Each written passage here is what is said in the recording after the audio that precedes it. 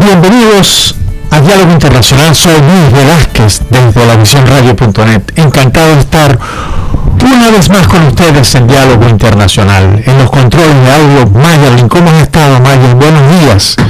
Muy buenos días, Luis. Bueno, excelente, así es, iniciando un mes más. ¿Cuánto falta? 60, solo 60 y, oye, despedimos este año 2023. Gracias a Dios.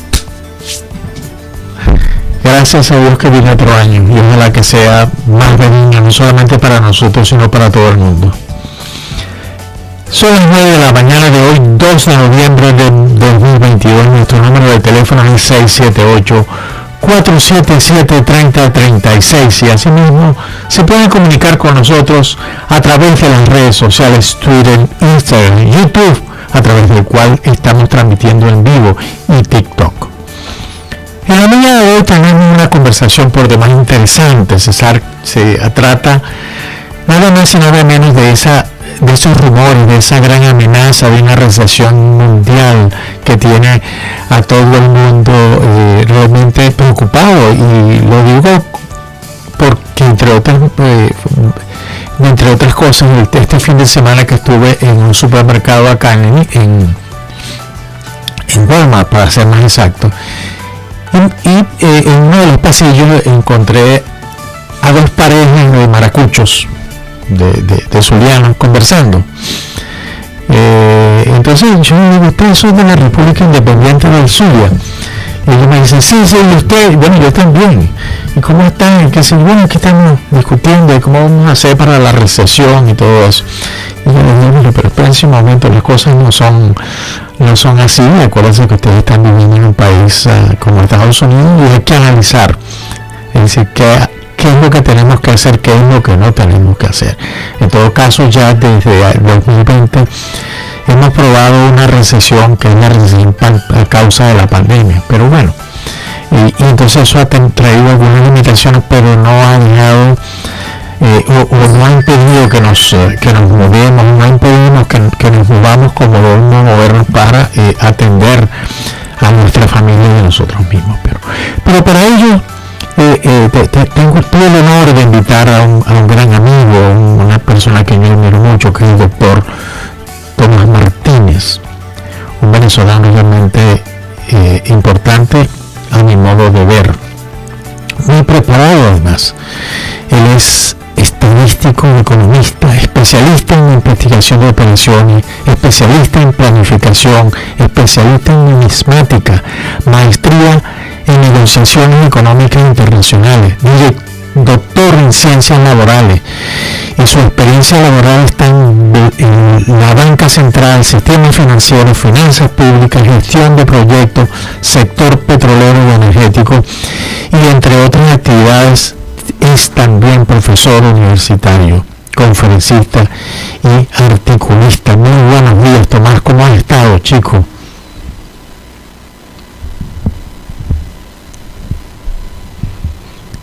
No te escucho, Tomás.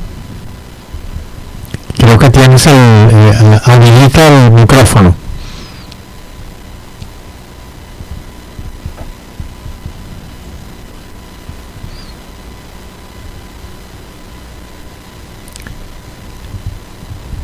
Tomás, ¿me escuchas?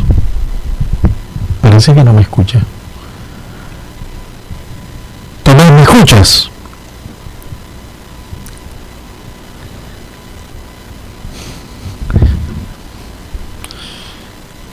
Cosa. Tomás. No estoy escuchando bien. Me están copiando ya. Ok, perfecto. Te decía que ¿cómo estás, Tomás? ¿Cómo te sientes? Sí, buena conexión. ¿Me pueden dar un feedback, por favor? Sí, hay un retraso en la conversación producido ahora por sí internet. Ahora lo estoy escuchando mejor. Perfecto. Te preguntaba que ¿cómo estás? ¿Cómo te sientes? Bueno, bien, mi estimado amigo, profesor, mi respeto y estima para usted. Teníamos tiempo que no conversamos a través de este medio. Así es, así es. Pero bueno, nunca es tarde, sobre todo en estos temas que yo sé que tú manejas muy bien.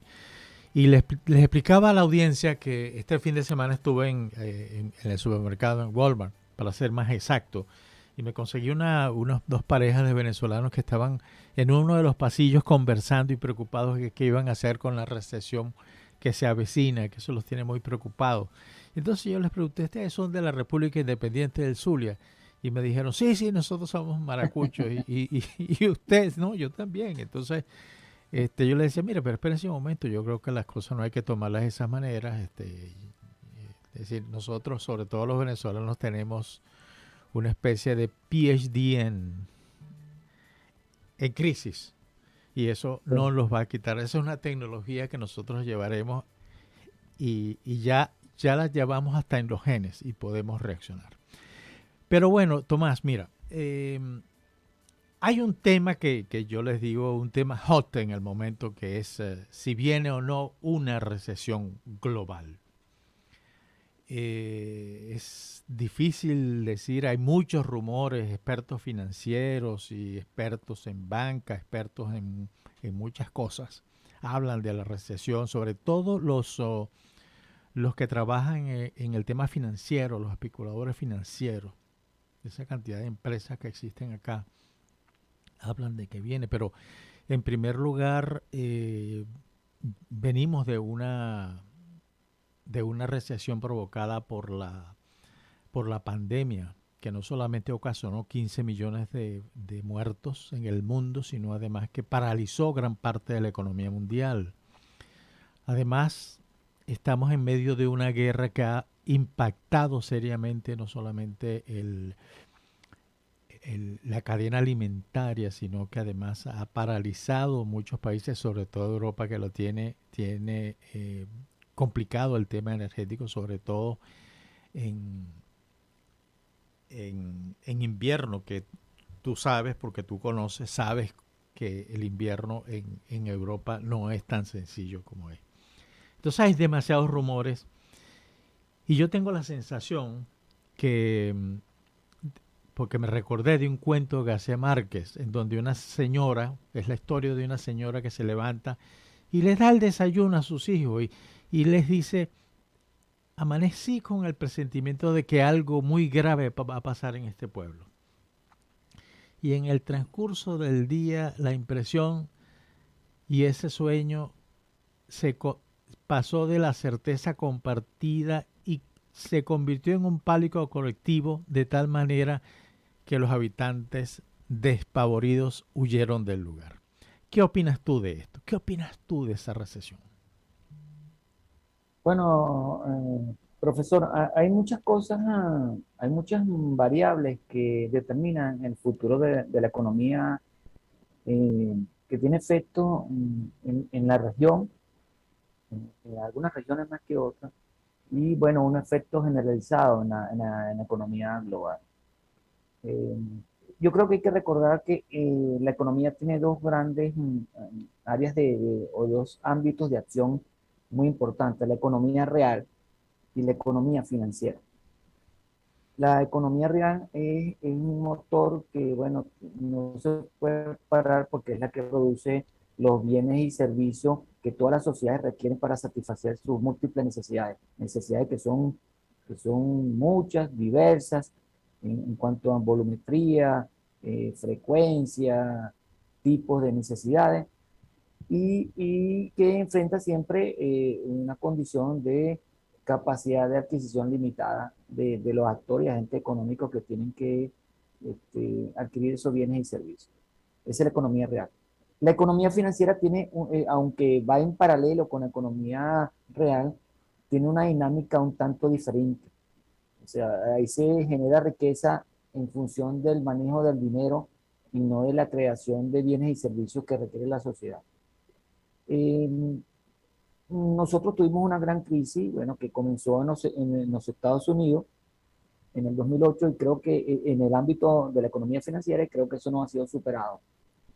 No, aún tenemos las rémoras de algunos efectos en todas las economías del mundo, ya sea economías centralizadas o periféricas, sobre ese efecto que no hemos podido hasta ahorita recalibrar. Porque, bueno, son variables macroeconómicas en el ámbito financiero que a veces chocan entre los grupos de interés que allí participan. Luego tenemos todo esto que surgió a principios o a finales del 2019, principios del 20, que fue un hecho sobrevenido el tema de la pandemia, que afectó, eso se afectó en forma directa el aparato productivo de la economía real y se paralizó la producción de bienes y servicios y el comercio internacional. O sea, las sociedades en el siglo XXI han desarrollado unas relaciones de complementariedad que, bueno, hoy en día son difíciles de superar porque, bueno, están integradas en ese sentido. Hay una integración horizontal a nivel mundial, pues. Y, bueno, la distribución de los factores económicos en distintos puntos geográficos con estas restricciones que tuvo que imponerse a raíz del COVID-19, ¿no? Trastocaron esas relaciones de funcionabilidad de la economía. Aún así, bueno, el mundo requiere de bienes y servicios. Yo creo que la economía real va a tener un crecimiento no con las expectativas, no con las expectativas que plantean los que manejan los grandes capitales que están en el ámbito de la economía financiera, pero sí va a tener un crecimiento más lento, progresivo. Pero ¿qué pasa allí para hacer la cosa más difícil aún? Bueno, tenemos el tema energético. El tema energético, que por una parte está siendo recalibrado producto de las nuevas regulaciones que tienen que ver con el cuidado del ambiente, ¿no? Y por la otra, bueno, hechos como los frentes bélicos que se están desarrollando allí entre Rusia y Ucrania, ¿no? Y sumado a eso también otro tipo de conflicto que es el comercial entre las grandes potencias por eh, hacer presencia hegemónica en los grandes mercados consumidores. Eh, Recientemente, en los últimos días de agosto, hubo una reunión de presidentes de bancos centrales, ¿no? En Jacksonville, y había un consenso por extremar las medidas económicas de corte financiero,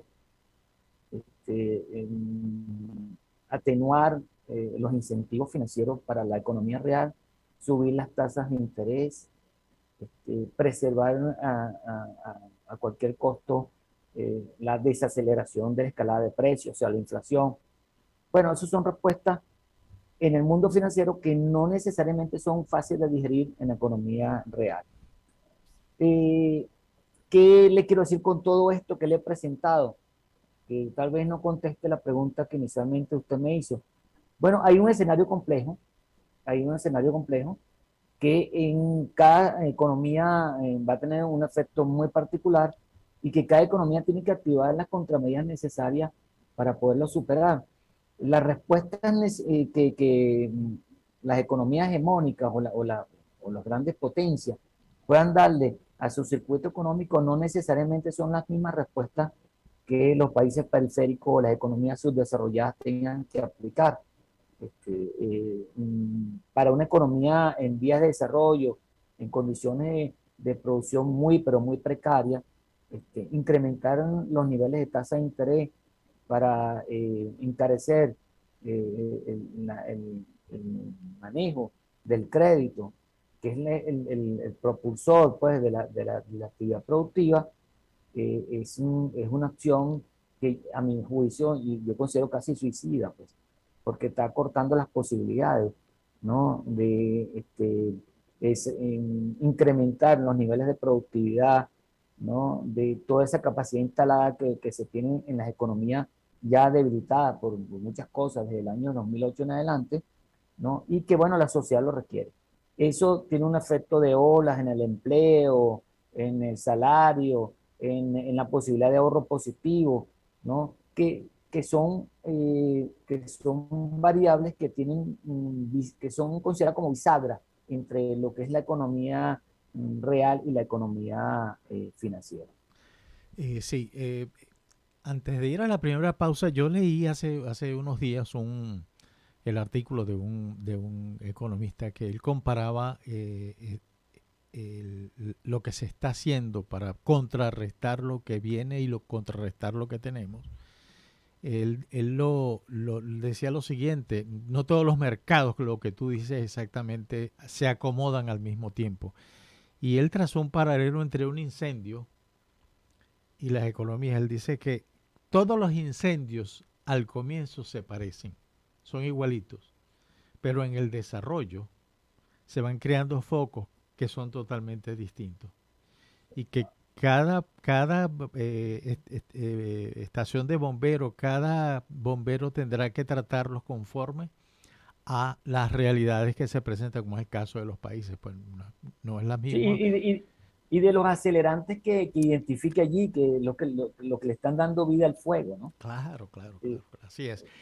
Si me permites, Tomás, vamos a una primera pausa y ya regresamos. Estamos conversando con el doctor Tomás Martínez acerca de el peligro de recesión mundial. Es acerca del peligro, cierto o no, de una recesión mundial. Te pregunto, Tomás, es decir, efectivamente, y en eso tienes razón, traemos una cola de la recesión que hubo en el año 2008, pero además se unió a lo que llegó en el año 2020, que fue esa recesión provocada, esa parálisis provocada por la pandemia. Pero ahora lo que están alertando es que se va a unir eso que nos pasó en el 2020, 2008, con otra nueva. Eso. En segundo lugar, te voy a hacer una pregunta, Naif, que no te la debería hacer en todo caso. Pero bueno, nunca va a haber un equilibrio entre esas dos economías. No, no. Bueno, en mi opinión creo que no, porque son intereses, primero son dinámicas diferentes y los grupos que están allí, los actores que están allí, tienen intereses diferentes, ¿no? La economía financiera es una economía netamente especulativa, ¿no? Donde la única mercancía que se transa en ese mercado financiero es el dinero, mientras que la economía real está al servicio de la sociedad y bueno, por supuesto, los grandes capitales están orientados a producir bienes tangibles y servicios que puedan ser rentables, que tengan un retorno a su inversión y que satisfagan necesidades, ¿no? Entonces, son dos visiones de la economía con intereses distintos, sin embargo, van en paralelo, una depende de la otra, ¿no? Tienen una correlación allí de comportamiento. Imagínense ustedes, como dibujar en un papel dos líneas paralelas que nunca se interceptan, pero que el paralelismo tiene que ir siempre correlacionado, la distancia entre una y otra. Eso pasa con la economía real y la economía financiera. Ahora bien, yo sí creo que hay que revisar ya en este siglo, en el siglo XXI, un siglo de cambio, que no hemos tampoco conversado sobre eso, las relaciones económicas que el hombre ha desarrollado, que la humanidad ha desarrollado y que en este siglo se han consolidado, tiene un nuevo elemento que es la tecnología.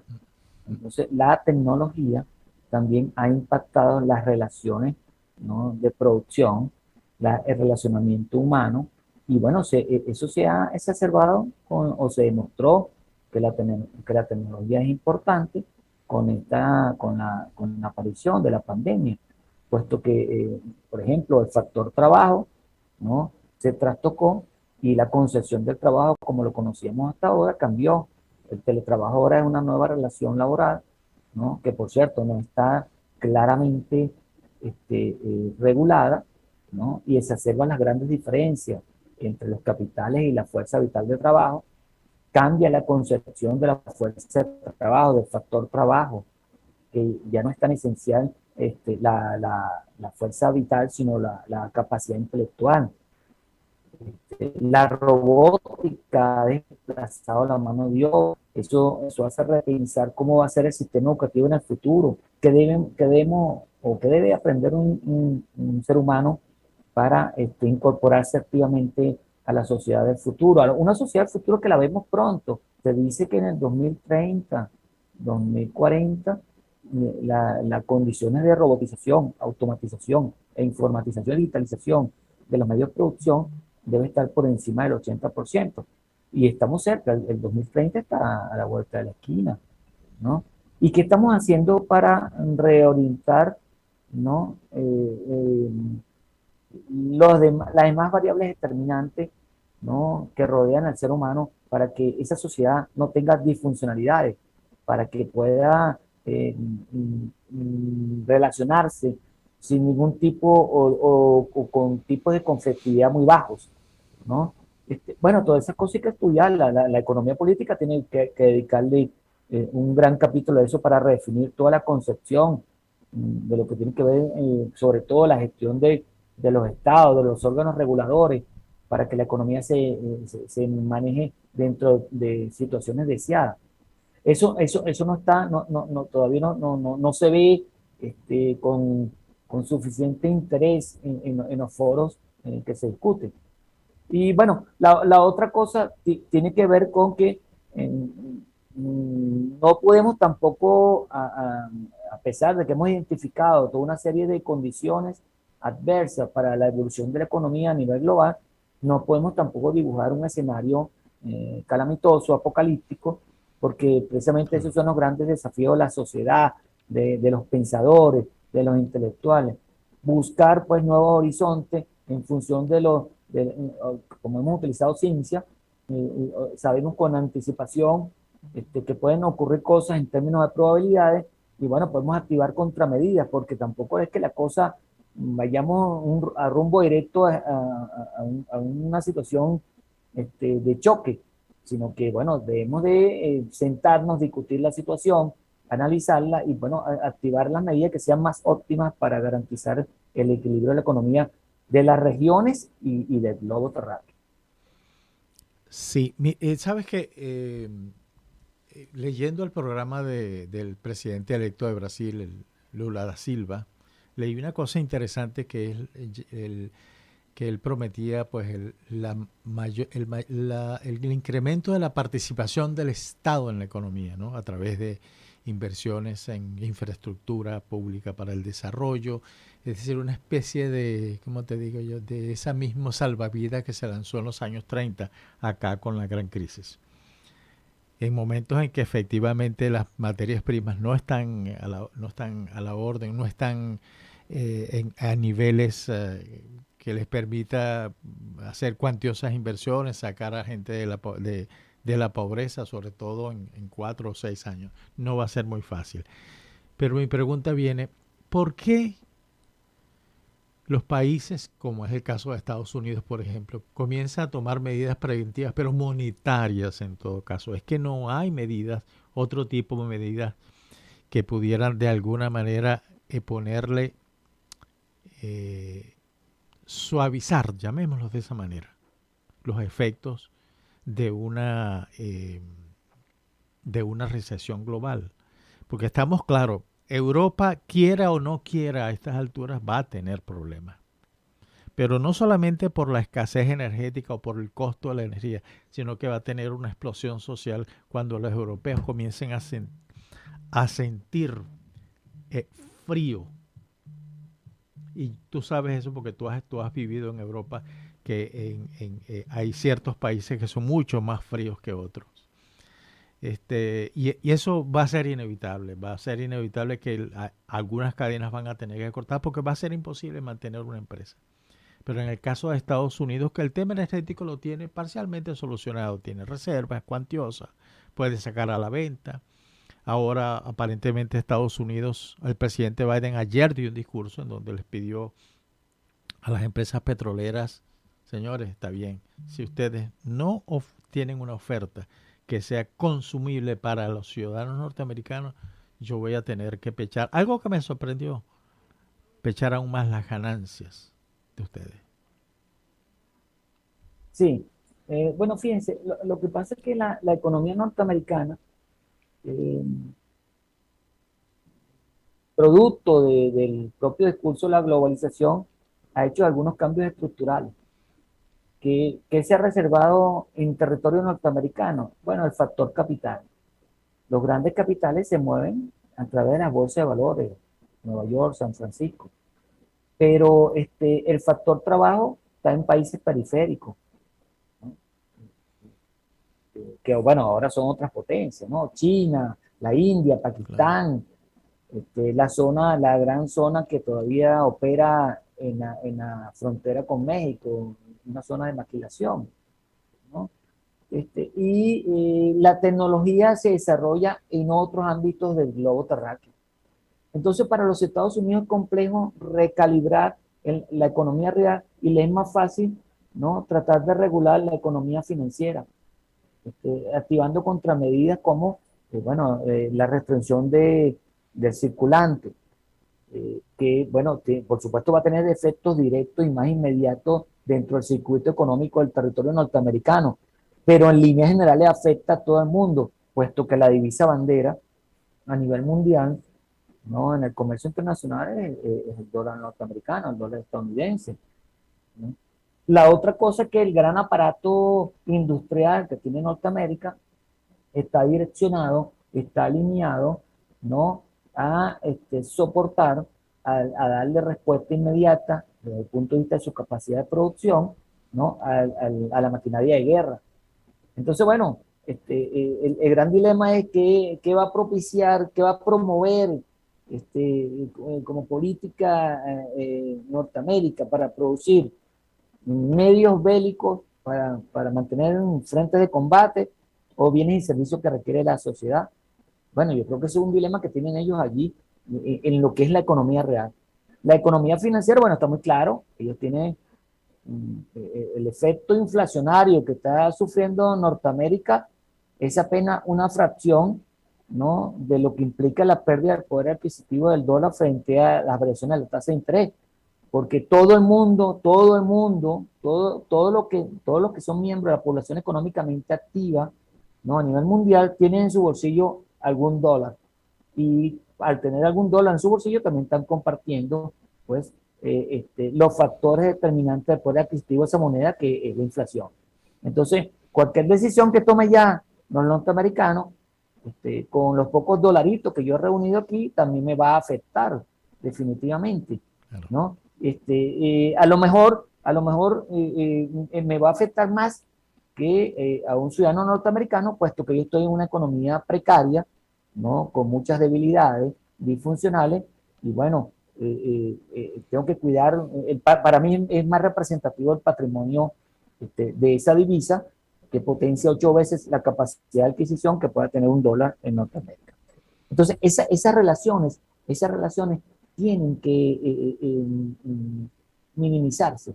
Si eso no se da, las grandes diferencias en el intercambio de bienes y servicios en la economía, sobre todo del comercio internacional, porque creo que vamos a una integración definitiva, eh, porque hay intereses que traspasan los límites de cada país, ¿no?, como es la preservación de la especie humana. Tendremos nosotros que alinearnos en otro modelo, en otras relaciones, otros paradigmas que nos permitan coexistir. En mis clases yo he venido mencionando en los últimos 2 años que no podemos seguir dando respuestas a situaciones económicas con medidas clásicas. Claro. O sea, no podemos ya invocar, Sí, pueden ser referentes, pero no podemos invocar hoy en día a Adam Smith, a David Ricardo, ¿no?, a Malthus. No, no, no, no. Es más, ni siquiera ya podemos sí, invocar con certeza, ¿no?, todos aquellos modelos cuantitativos que desde el punto de vista monetario enunció Keynes en su oportunidad, porque la situación es diferente, tan sencillo como eso, porque la dinámica es diferente, porque las condiciones económicas, las relaciones económicas han cambiado, han evolucionado, ¿no?, a un estadio que tenemos que sentarnos a reflexionar para aplicar las soluciones más óptimas bueno, que se requieran actualmente. Es decir, tenemos que cerrar los libros en todo caso y ser más creativos.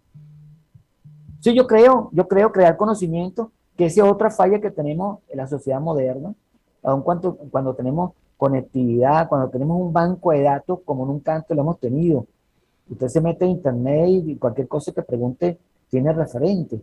Lo único que usted tiene que hacer es combinar ideas y crear más conocimiento, ¿no? Ahora la pregunta es, nosotros nos han enseñado a vivir con eso, a utilizar eso como herramienta o a seguir siendo repetidores de alguien que en alguna oportunidad pensó algo, ¿no? Y le dio respuesta eficiente y efectiva a una situación. Esa situación se repite, es igual, es idéntica, es equivalente para aplicar la misma solución. Yo creo que no, puede ser similar, parecida, pero si no creamos conocimiento, sobre todo en las ciencias sociales, donde hay tantos cambios, bueno, no tanto como la demanda que hay en las ciencias naturales, ¿no? Pero sí lo hay. Debemos nosotros de crear conocimiento, ser innovadores. Voy a utilizar una palabra que, bueno, tiene mucha connotación política, pero no, aquí lo hago con la intención de hacer ver que nos hace falta impulso, empuje, que es ser revolucionario en el Sí. pensamiento, ¿no? Hay que evolucionar, no involucionar, no no ser dogmático, no comportarse como una especie de oráculo ante las situaciones que se están presentando, no, por el contrario, hay que exacerbar los sentidos, utilizar el método científico y crear conocimiento. Yo creo que esa va a ser la salida para la humanidad.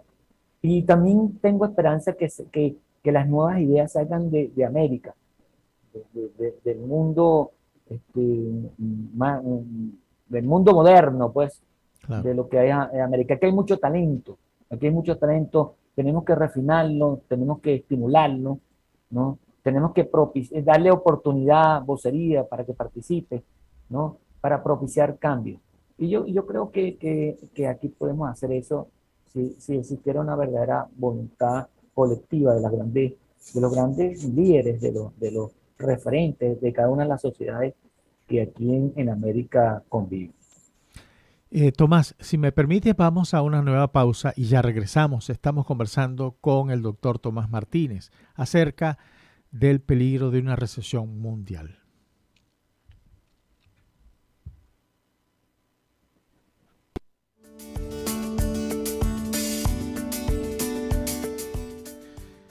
Estamos de regreso en Diálogo Internacional. Estamos conversando con el doctor Tomás Martínez acerca del peligro de recesión mundial. Tomás, en este último segmento quisiera que habláramos un poco más del impacto que vamos a tener, del posible impacto si es que esto se presenta.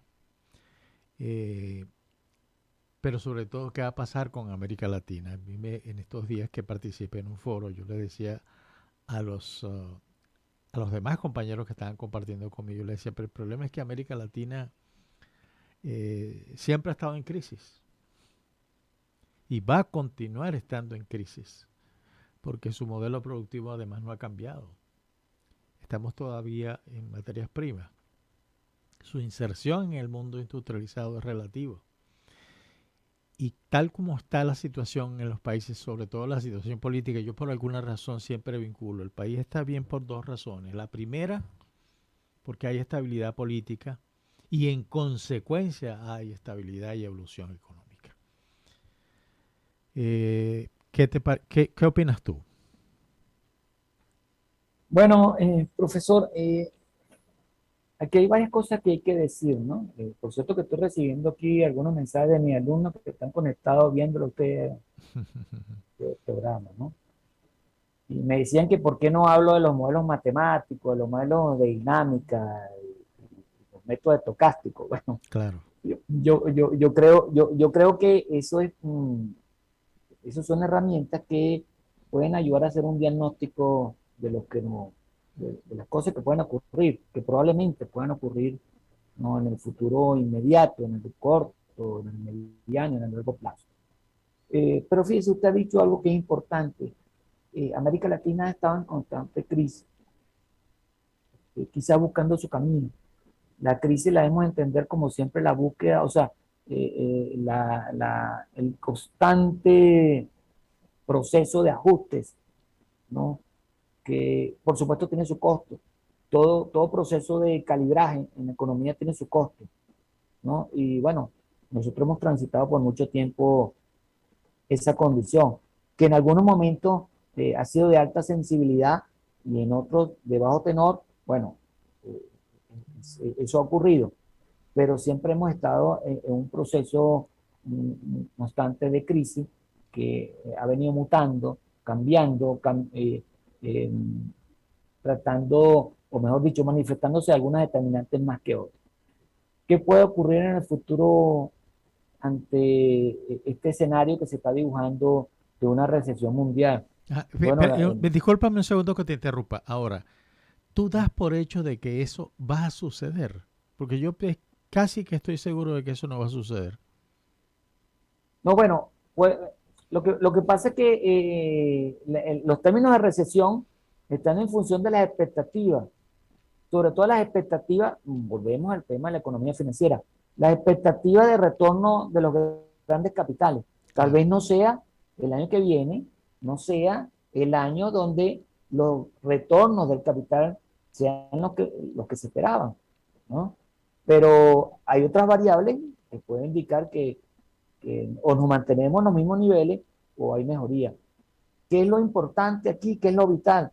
Bueno, primero que todo, incorporar a las masas, a la población apta para el trabajo, a tener un trabajo, no una ocupación, sino un trabajo, que su fuerza vital e intelectual contribuye a la generación de riqueza, que se vea, que sea tangible en la producción de bienes y servicios. Eso activaría el circuito económico. Lo otro es preservar la salud. O sea, tenemos que superar algunas condiciones, ¿no? Que ahora están en niveles que se consideran infrahumanos de algunas sociedades porque su tasa de mortalidad se ha ido incrementando, producto, bueno, no solamente de la epidemia, sino que otras patologías han surgido, sobre todo en economías débiles, en el caso de Venezuela, acá que están apareciendo enfermedades endémicas que se consideraban erradicadas y bueno, están reapareciendo y está atacando a poblaciones vulnerables que representan el futuro de la sociedad, como es la población infantil, ¿no? Entonces, bueno, esos son hechos que hay que analizar y que no dan buena seña. Por la otra parte, ¿no? Este, pudiéramos decir que las condiciones de enfrentar la situación de las grandes mayorías está cambiando. Ya no se cifra en la ayuda gubernamental, sino que se ve ciertas iniciativas propias, ¿no? Que tienen que ver con solucionar su propio problema en función de los esfuerzos que haga. Que eso está todavía muy, pero muy incipiente, pero es una señal positiva de los cambios de actitud, ¿no? De las grandes mayorías, sobre todo de las más necesitadas, que muchas veces se encuentran solas, huérfanas, ante la asistencia social, ante la ayuda, ¿no? Que los estados puedan darle. Yo creo que allí hay ¿cómo se llama? Un germen de esperanza. Sí creo, profesor, sí creo que puede haber una recesión, sobre todo en la economía financiera, que Ok. va a encarecer el dinero, va a trastocar el comercio internacional, ¿no? Va a poner a grandes grupos etarios en situación, ¿no? De desventaja, ¿no? Ante la inclemencia del tiempo, usted lo ha dicho. La primera muestra, ojalá que no ocurra, la primera muestra se puede presentar ahora con la entrada del invierno en el hemisferio norte, ¿no? El tema del conflicto bélico en Rusia-Ucrania, el costo de la energía, ¿no? Eso va a afectar, eso va a trastocar, eso va a tener unas incidencias, unos efectos colaterales en otras determinantes de la economía, en la productividad, ¿no? En la paz social, en el desarrollo de las demás actividades que todas las sociedades europeas tienen que realizar, pues, en términos normales. ¿no? Yo veo allí alguna situación difícil y no veo respuestas orgánicas, no veo contramedidas preventivas que puedan atenuar ese efecto. Esa es mi visión. Yo no quisiera, profesor, y me lo están diciendo por aquí, inclusive por un mensaje de WhatsApp, no quisiera mandar, o sea, dejar la idea de un escenario apocalíptico porque no lo hay. Hay un escenario complejo, muy complejo, que hay que sentarse a solucionarlo y creo que hay posibilidades, hay herramientas y Claro, recursos claro. para por lo menos minimizar sus efectos. Pero tiene que haber una voluntad que bueno, trasciende los intereses y va más hacia la idea de ser más cooperativista, o sea, más consciente de los valores que hay en torno al ser humano antes de los hechos materiales, de orden material. Sí. Otra pregunta que te quería hacer, porque he escuchado, Por cierto, disculpe, por cierto que aquí me está mandando un mensaje y me están diciendo, profesor, usted no está hablando así, está hablando más como un sociólogo que como un economista. Yo no sé si eso sea cierto, no sé cómo me perciben no, allá, no, cómo me no, no, percibe no, usted no, no, no, en no, torno a eso. como economista, un análisis bastante equilibrado de la verdad, definitivamente. Un análisis muy equilibrado, porque es cierto, si hacemos un análisis técnico no va a servir para mucho, va a servir para poco. Lo que estás diciendo va a servir para mucho. Eso es lo que yo percibo. Dime una cosa, yo hace un tiempo escuchaba también a un economista hablando de lo cíclico de una recesión. Eso es cierto.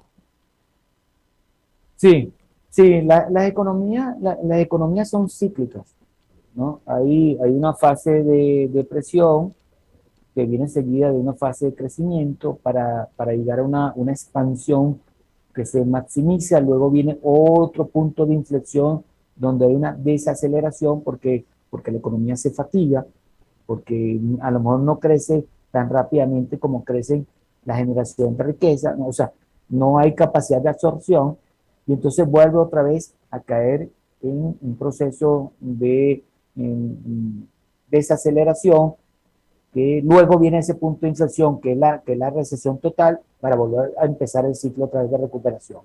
Esos ciclos hay modelos matemáticos que lo han estimado, hay ciclos cortos de 12, 15 años, hay ciclos largos de 35, 40 años, hay ciclos oscilantes donde esa fase de depresión, recuperación, expansión, auge y depresión otra vez, la pueden transitar en menos de 3 años, sobre todo las economías que son muy dependientes, que están basadas en la explotación de materias primas, que tienen un poco poder industrial, que tienen una baja capacidad de producción de bienes y servicios para autosostenerse.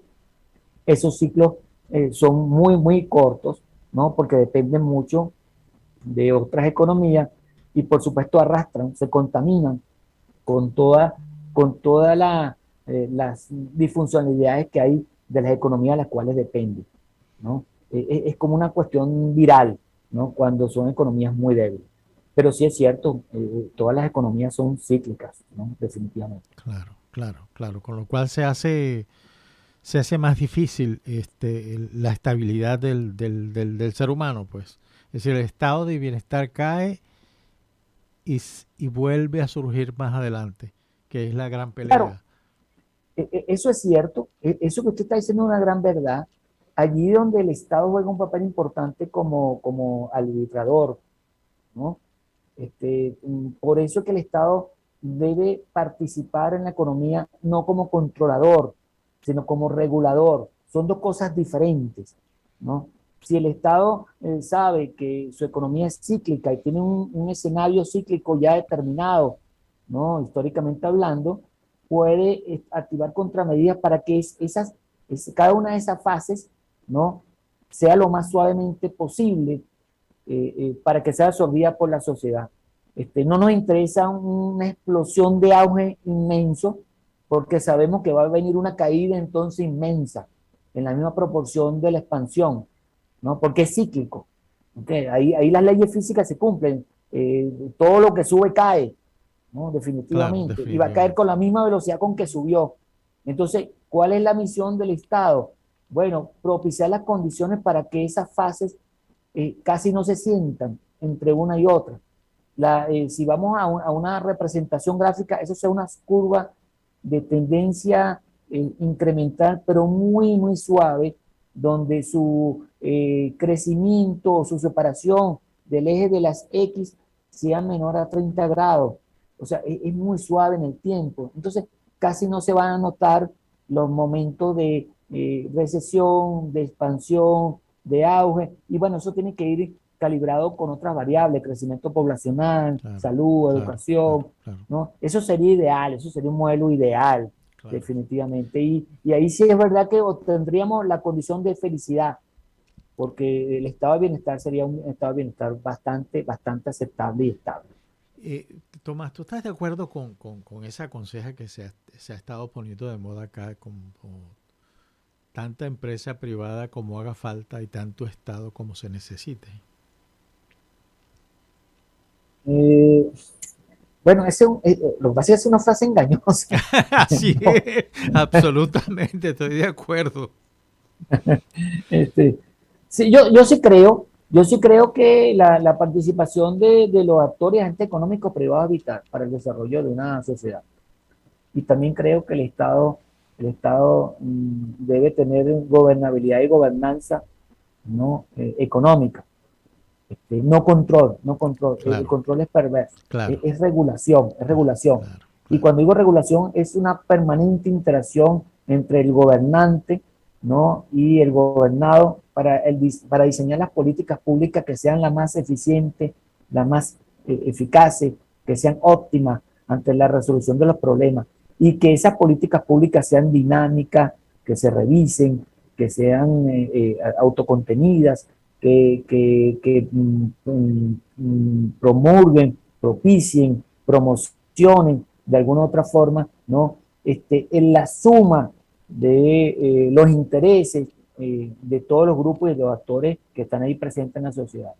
Sí, Claro, yo tengo, tal vez mi opinión sea un poco sesgada porque mm, mi vida profesional ha estado del lado del sector público. claro. Entonces tengo una visión siempre regulatoria sobre el asunto, sobre el bienestar colectivo, sobre los intereses grupales, ¿no? Y veo la economía más como macroeconomía, como macroeconomista que soy, pues, por estar siempre del lado del sector público. Y entonces siempre estoy tratando de buscarle la solución desde el punto de vista macro, ¿no? Claro, Para que todos podamos, bueno, porque yo creo que la sociedad no puede ser de grupo, tienen que ser de grandes masas incorporadas a todo movimiento que, bueno, que podamos sacar lo mejor del ser humano y atenuar las cosas malas que tenemos, porque las tenemos definitivamente. definitivamente.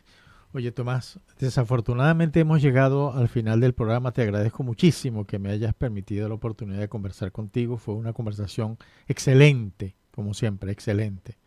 Te agradezco mucho a los oyentes, a tus estudiantes que estuvieron pendientes de esto y que están pendientes. Estuvieron presionando aquí por respuestas puntuales, Así ¿no? es. Y bueno, y a Mayerly por haber estado acompañándonos aquí en Diálogo Internacional. Recibe un fuerte abrazo y espero que nos volvamos a encontrar de nuevo. Un gran abrazo, profesor. Mi estima y respeto para ustedes Muchas nuevamente. Un gracias, gran abrazo. profesor.